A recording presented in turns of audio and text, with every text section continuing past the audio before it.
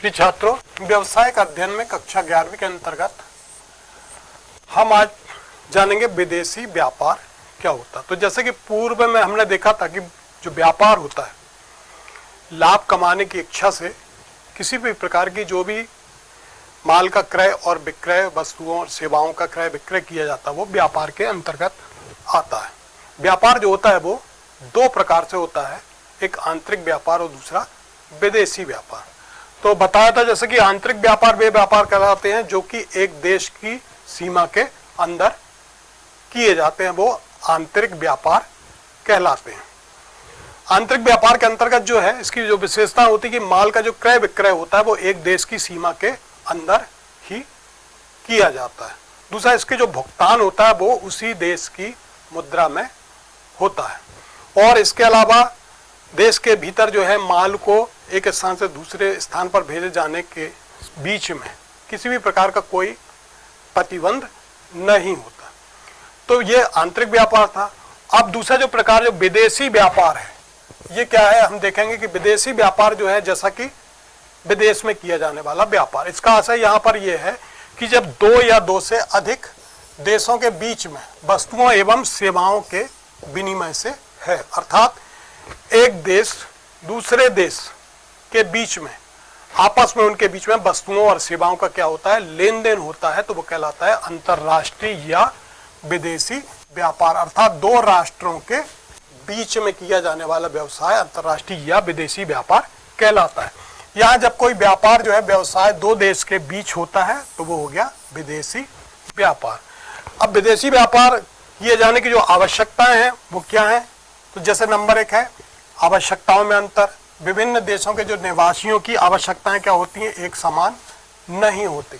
अब यहाँ पर जो है आता है आवश्यकताओं की पूर्ति के लिए जो है एक देश जो है दूसरे देश पर क्या होता है, निर्भर होता है, इसलिए विदेशी व्यापार की आवश्यकता होती है।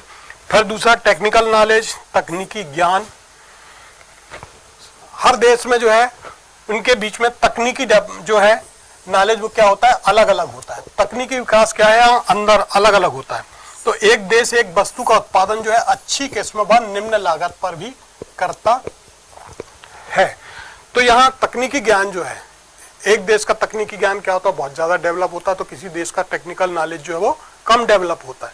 तो ऐसी स्थिति में जिस देश का टेक्निकल नॉलेज बहुत अच्छा है वो उत्पादन जो है बहुत अच्छी क्वालिटी का करते हैं और बहुत अधिक मात्रा में लार्ज स्केल में करते हैं और लागत को जो है कम से कम करने का प्रयास करते हैं। तो तकनीकी ज्ञान और फिर साधनों का असमान वितरण।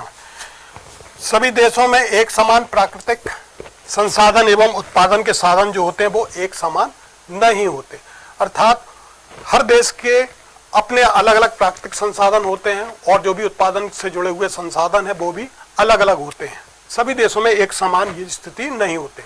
अतः सभी देश जो है सारी वस्तुओं का उत्पादन जो है वो ना तो सस्ते में कर सकते हैं और ना ही समान रूप से कार्य कुशलता पूर्वक कर सकता है। तो यहाँ पर साधनों का भी असमान वितरण जो है वो विदेशी व्यापार को जन्म देता है। तो इन कारणों से जो है हमें विदेशी व्यापार की आवश्यकता पड़ती है, दूसरे देश से माल खरीदने की आवश्यकता पड़ती है। इसकी जो समस्याएं आती हैं, विदेशी व्यापार की समस्याएं, किसी भी राष्ट्र में के द्वारा जब विदेशी व्यापार किया जाता है तो कुछ मुख्य समस्याएं जो उनके सामने आती है, तो सबसे पहली समस्या तो मुद्रा प्रणाली की होती है।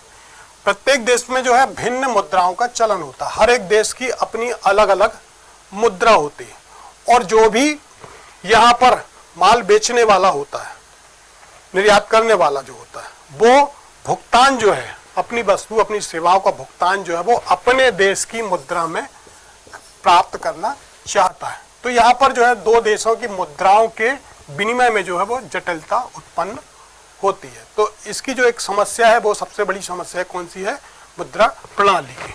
फिर दूसरा जो है नियम व कानून। हर देश के जो है व्यापारिक व्यवसायिक गतिविधियों से संबंधित जो है नियम और कानून जो है उनके वो अलग अलग होते हैं। तो इन नियमों कानूनों को फॉलो अप करने में भी जो है विभिन्न जटिलताओं का सामना उन्हें करना पड़ता है। फिर तीसरा बिंदु जो समस्याओं का है वो है व्यापार प्रतिबंध। चूंकि विदेशी व्यापार में जो है अनेक प्रकार की जोखिम रहती है। मुख्य रूप से जैसा कि हम संसाधन जो देखते हैं माल को भेजने का, तो वो है पानी के बड़े बड़े जहाज। तो यहाँ पर जब माल को हम एक स्थान से दूसरे स्थान, दूसरे देश में भेजते हैं तो उससे नष्ट होने की संभावना बनी रहती है। तो यहाँ पर भुगतान की जोखिमता भी होती है, आयात वस्तु की किस्म का निम्न व घटिया होना। तो यहाँ पर जो है सबसे पहली जो इसमें समस्या बनी रहती है, एक तो माल को एक स्थान से दूसरे स्थान तक, दूसरे देश तक भेजने के बीच में यदि किसी प्रकार की दुर्घटना की संभावना उसमें बनती है, फिर भुगतान प्राप्त होता है समय पर या नहीं होता है, या फिर जिसके द्वारा माल प्राप्त किया गया है, आयातक ने जिसने माल खरीदा है, उसको घटिया क्वालिटी की या निम्न क्वालिटी की वस्तुएं प्राप्त हो गई। फिर लंबा समय, आयात निर्यात जो है मुख्य रूप से कैसे सामुद्रिक मार्ग से किया जाता है, जिससे क्या है उसमें समय लगता है। चूंकि सामुद्रिक मार्ग से इसलिए किया जाता है कि माल को भेजने की लागत इसमें क्या होती है, कम होती है। हवाई जहाज के माध्यम से भी यदि माल को भेजा जाता है तो ऐसी स्थिति में उसका किराया जो है वो बहुत अधिक मात्रा में होता है, भले ही वो माल को शीघ्रता के साथ एक स्थान से दूसरे स्थान तक पहुंचा देता है। तो इसमें लंबा समय लगने की प्रमुख समस्या है। फिर औपचारिकताएं, विभिन्न प्रकार के आयात निर्यात के लिए अनेक प्रपत्रों को भरना पड़ता है, विभिन्न विभागों के नियम व कानून के अनुसार जो है अनेक प्रलेख तैयार करने पड़ते हैं। तो यहाँ पर जो औपचारिकताएं बहुत अधिक मात्रा में होती हैं। तो ये कुछ प्रमुख समस्याएं जो है विदेशी व्यापार की। इसके बाद हम देखते हैं विदेशी व्यापार के लाभ क्या है या महत्व इसका क्या है।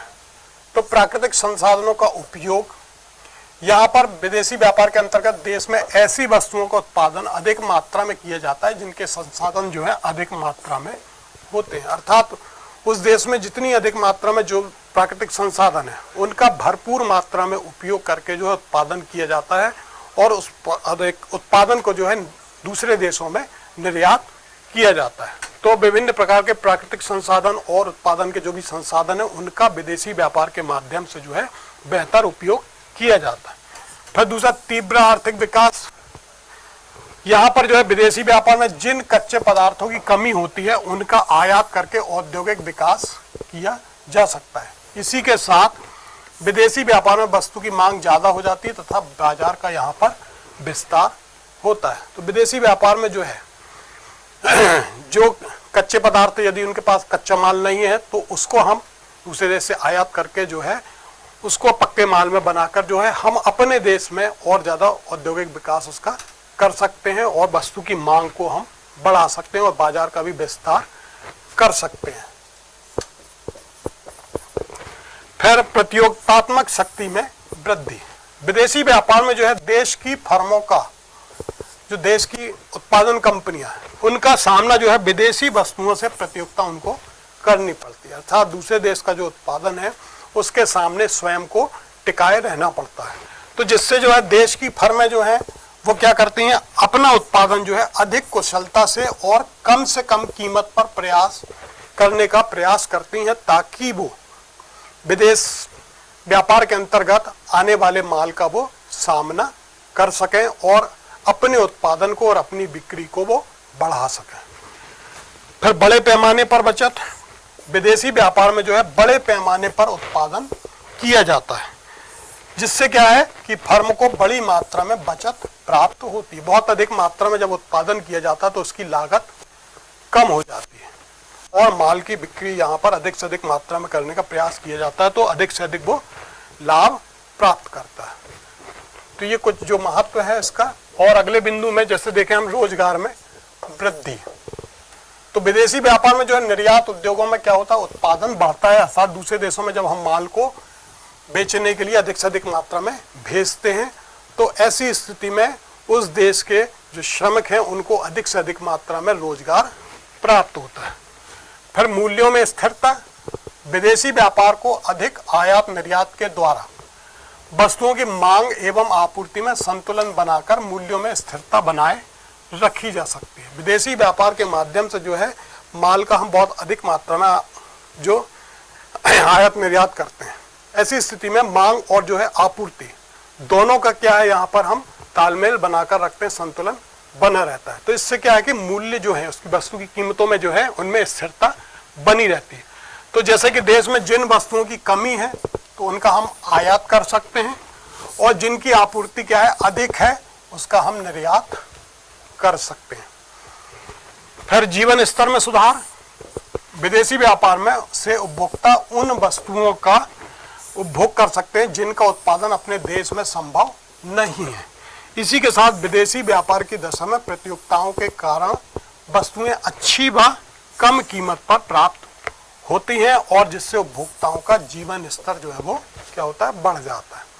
तो यहाँ पर बहुत सी ऐसी वस्तुएं जो कि हमारे देश में उत्पादित नहीं होती हैं, आयात के माध्यम से जब हम दूसरे देश से प्राप्त करते हैं तो हम उनका क्या करते हैं, अधिक से अधिक मात्रा में उपभोग करने लगते हैं। तो इसमें यहाँ पर जो है हमारा जीवन स्तर जो है वो क्या होता है, बढ़ता है, हमारी उपभोग करने की क्षमता बढ़ती है। और अंतिम बिंदु जो है सहयोग की भावना। विदेशी व्यापार जो होता है वो दो देशों या दो राष्ट्रों के बीच किया जाता है। तो व्यापार के माध्यम से है जो है दोनों के बीच पारस्परिक सहयोग एवं दोस्ती की भावना का विकास होता है, जिससे जो है कि है विश्व शांति के प्रयास में क्या होती है, वो सहायक होती है। तो ये विदेशी व्यापार के जो लाभ हैं या इसके महत्व। और यहाँ पर हम देखते हैं कि हानि क्या है, विदेशी व्यापार से हानि क्या है। तो सबसे पहला जो है राशि पतन का भय। विकसित देश क्या करते हैं कि बाजार में जो है अपना एकाधिकार पाने के लिए अविकसित देशों में अपनी सस्ती वस्तुओं की पूर्ति क्या करते हैं, बढ़ा देते हैं। अर्थात कम से कम कीमत पर बहुत अधिक मात्रा में जो है आपूर्ति को उस देश में वो बढ़ा देते हैं और उसका मूल्य भी कम रखते हैं। तो इस प्रकार से ये जो है राशि पतन कहलाता है। इससे जो है विकसित देश की अर्थव्यवस्था यहाँ पर प्रभावित होती है। अर्थात उस देश का जो उत्पादन है वो फिर बाजार में उतनी मात्रा में नहीं बिक पाता।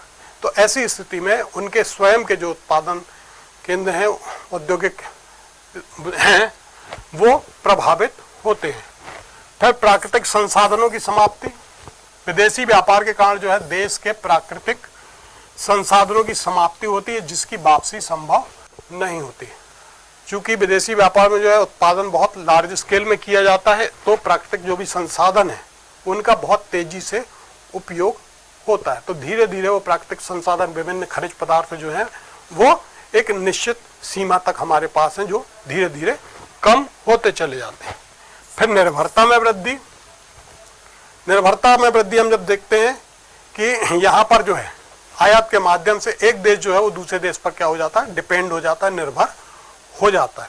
जो कि विभिन्न ऐसी स्थितियां जिसमें विभिन्न आपातकालीन स्थितियां जो हैं, युद्ध वगैरह की जैसे स्थितियां जो भी बन जाती हैं, वो यहाँ पर स्थिति बन जाती है। तो एक देश जो है दूसरे देश पर निर्भर हो जाता है, जो कि विभिन्न आपातकालीन स्थितियों में लाभदायक सिद्ध नहीं होती है। फिर हानिकारक उपभोग में वृद्धि। विदेशी व्यापार के माध्यम से विभिन्न हानिकारक वस्तुएं जो हैं वो बहुत सी आती हैं, जिससे जो है ये हानिकारक वस्तुएं जो हैं प्रोत्साहित करता है, जिससे जो है हमारे देशवासियों के स्वास्थ्य एवं जीवन पर इसका प्रतिकूल या बुरा प्रभाव पड़ता है। फिर अंतर्राष्ट्रीय संघर्ष को बढ़ावा।